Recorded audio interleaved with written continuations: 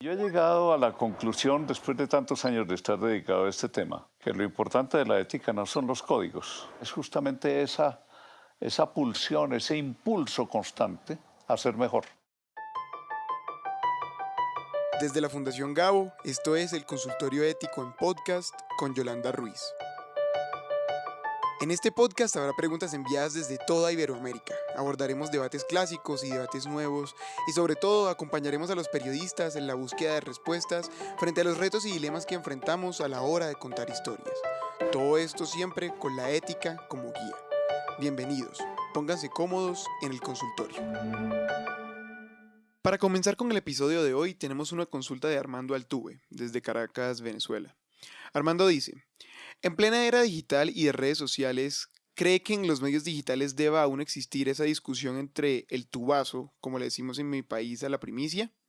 En mi redacción existen aún presiones por publicar primero, cuando en el equipo se cree que es mejor publicar una nota bien reportada que dejarnos seducir por la exclusiva.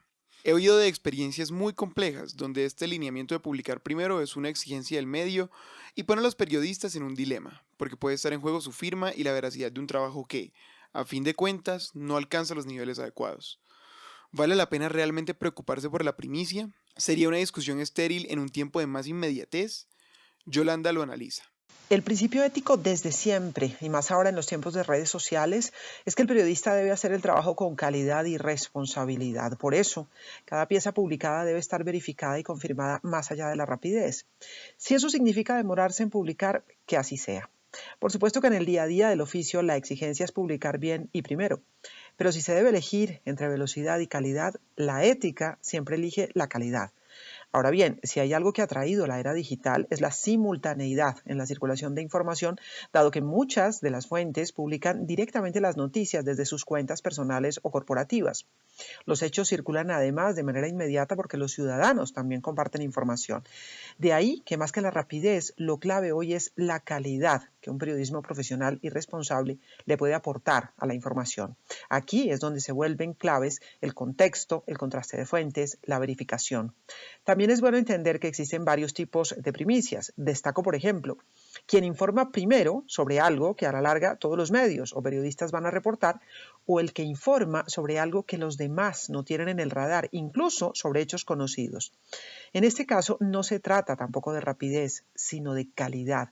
Ahí es donde están los grandes reportajes, las investigaciones, las buenas crónicas. No importa si es un hecho conocido o que se publica por primera vez. La verdadera primicia es hacer buen periodismo.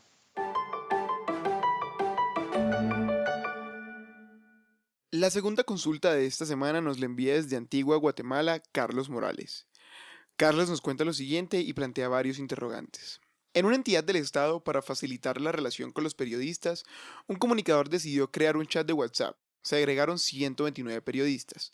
Luego, el comunicador fue sustituido por otro, quien no consideró viable ese mecanismo y prefirió atender los requerimientos de otros periodistas de manera directa y personal. Un grupo de integrantes del chat se dan a la tarea de insistir en que el comunicador se agregue al chat, utilizando expresiones como que es su obligación, es parte de su trabajo, nos tiene abandonados. La cuestión aquí ¿es papel de la prensa exigir que las fuentes actúen al gusto de los reporteros?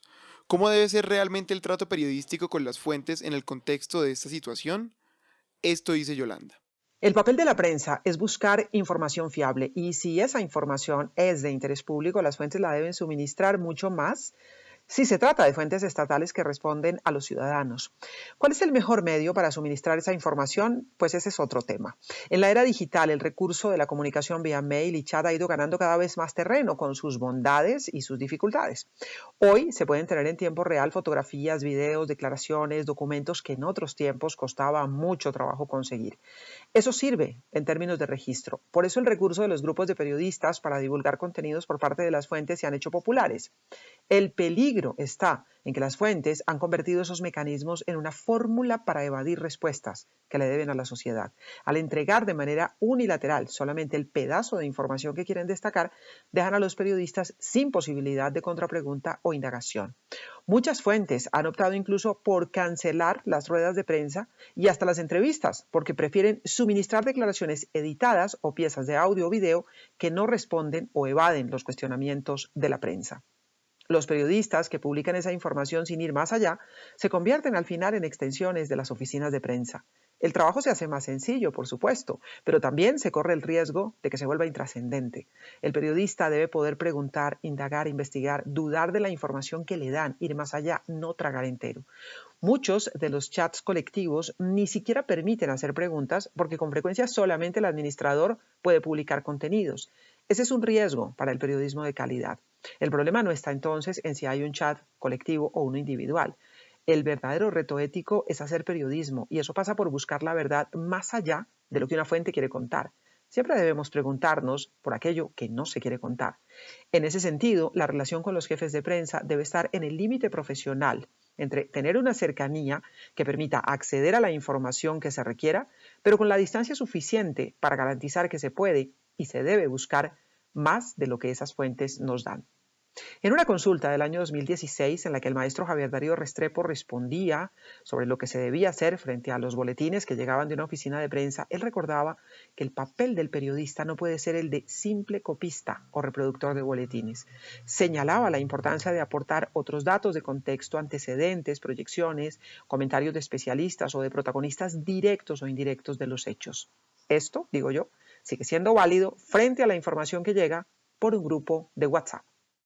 Ingresa a nuestro consultorio ético en www.fundaciongao.org y encuentra un análisis en texto de las principales preocupaciones éticas de Iberoamérica que preparó Mónica González. Mónica es periodista, chilena, maestra y miembro del Consejo Rector de la Fundación Gao. Recuerda, cada mes encontrarás un nuevo análisis de Mónica González en www.fundaciongao.org. La última consulta de esta semana llega por cuenta de Samantha Páez, desde Puebla, México. Samantha dice: recientemente he visto la proliferación de personas que en redes sociales se autonombran reporteras y que difunden únicamente reportes ciudadanos, ya sea sobre la falta de servicios, congestionamientos viales, accidentes, delitos, inconformidades de la ciudadanía. Me pregunto si es ético que se autonombren periodistas y si lo que hacen se puede llamar periodismo, aunque no dudo que la información tenga utilidad, pero no hay verificación de los datos o contexto.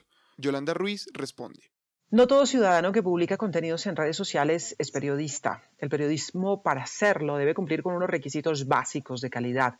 Se confirma la información antes de publicar, se contrastan fuentes, se da contexto preciso sobre cómo, cuándo, dónde y en qué circunstancias se producen los hechos y, sobre todo, se tiene como único interés el servicio público a la sociedad.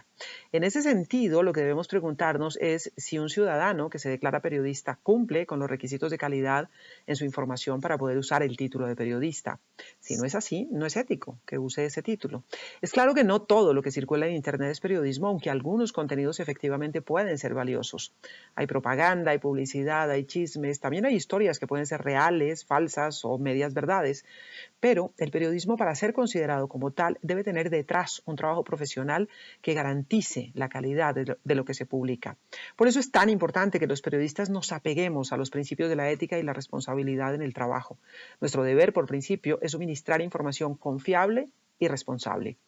Eso no significa que se deba despreciar el contenido de los ciudadanos en las redes. Al contrario, ese material es una inmensa fuente de información que nos pone en contacto inmediato con múltiples realidades. Los ciudadanos que están en los lugares de la noticia aportan mucho, pero como hemos dicho en otras oportunidades, en un trabajo serio de periodismo, cada información debe ser sometida a verificación.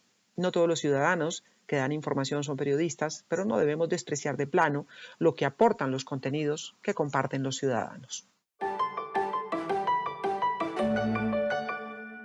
El consultorio ético es un espacio en línea creado por la Fundación Gao en el año 2000, que brinda orientación a periodistas, reporteros, editores, profesores y estudiantes de periodismo en Iberoamérica. Este es un proyecto de la Fundación Gao en alianza con los grupos Sura y Bancolombia con sus filiales en América Latina.